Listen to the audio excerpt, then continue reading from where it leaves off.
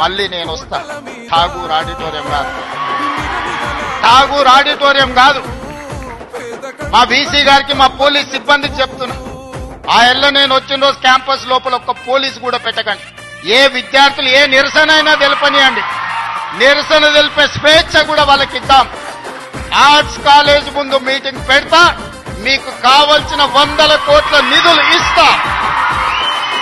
మళ్ళీ meeting arts college దగ్గరనే, అక్కడ ఇక్కడ కాదు. కూకనే రాలే బిడ్డ కూసున్న సీటు, ఎదిరించుకుంటూ ఎక్కిన రా ఒక్కొక్క మెట్టు.